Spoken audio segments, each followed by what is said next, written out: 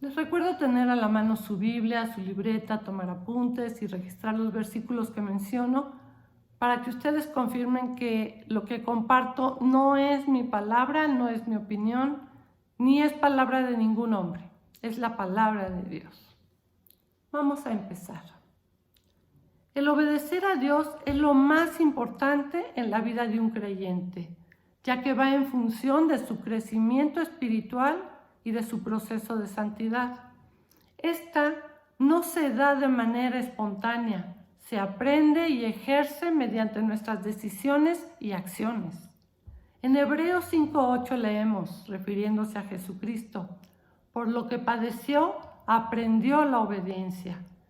Jesús mismo aprendió obediencia, no porque haya desobedecido, sino porque Él buscaba hacer la voluntad de su Padre Celestial en todo momento, y pagó el precio de ser obediente incluso con su vida, al ir a la cruz a morir por nosotros. En Juan 6:38 leemos, porque he descendido del cielo no para hacer mi voluntad, sino la voluntad del que me envió. Son palabras de Jesucristo. Y en Juan 4:34 sigue diciendo, mi comida es que haga la voluntad del que me envió y acabe su obra. Jesús, que es nuestro modelo a seguir, no pretendía agradar a los religiosos de la época ni a las multitudes que lo seguían. Su alma se sentía satisfecha al complacer al Padre en el que estaba su deleite. Al obedecerlo, él se sentía gozoso. El obedecer a Dios efectivamente trae gozo y bendición a nuestras vidas. El mismo sentir que estaba en Jesucristo esté también en nosotros, el obedecer a Dios. Leamos en Juan 14, 21 y 23, dice la Escritura, el que tiene mis mandamientos y los guarda, ese es el que me ama. Y el que me ama será amado por mi Padre, y yo lo amaré y me manifestaré a él. En el versículo 23 sigue diciendo Jesucristo, si alguno me ama, guardará mi palabra, y mi Padre lo amará, y vendremos a él y haremos con él morada. Si creemos en Dios, si creemos realmente en su palabra, nuestro amor por Él será cada día más profundo y verdadero y estaremos dispuestos a obedecerle sin importar el precio a pagar por ello. La obediencia consiste en hacer lo que Dios diga, cuándo, cómo y con quién Él diga. No hay espacio para la pasividad en lo relacionado a la obediencia a nuestro Padre Celestial. Este nivel de compromiso requiere una decisión firme y activa. La obediencia a Dios es una actitud que tenemos que aprender. No es una cualidad que adquirimos de manera automática cuando nos convertimos en creyentes. Si el Señor nos da instrucciones es porque espera que hagamos lo que nos ha encomendado y sabe que lo podemos hacer. Dios nunca nos va a ordenar hacer algo que no podamos cumplir.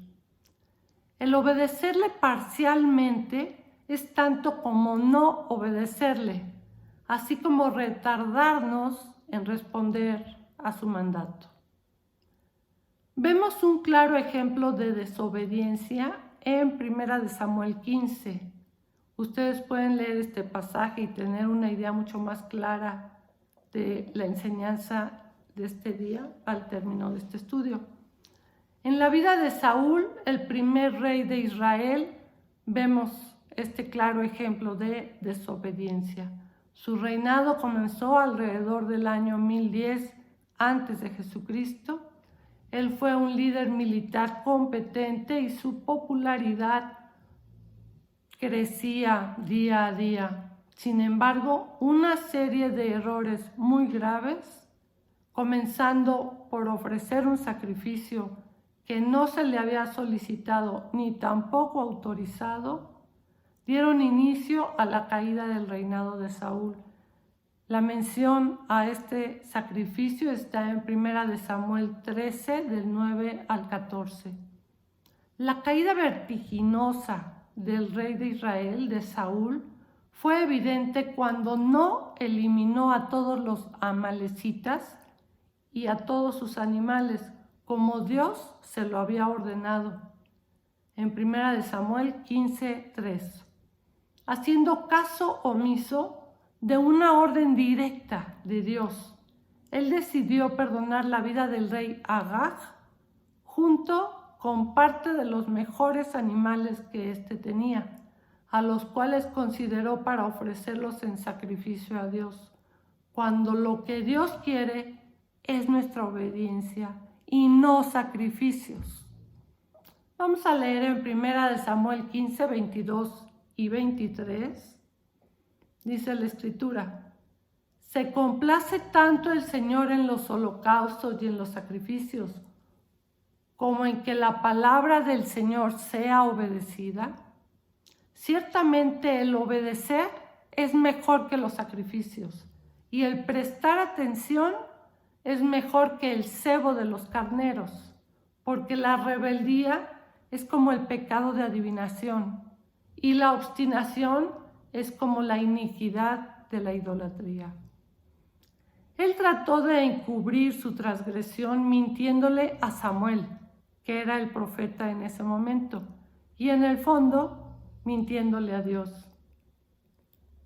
Esta desobediencia fue la gota que colmó el vaso, y además de apartarlo del trono de Israel, Dios apartaría su espíritu de Saúl. En 1 Samuel 16, 14 vemos que así lo hizo.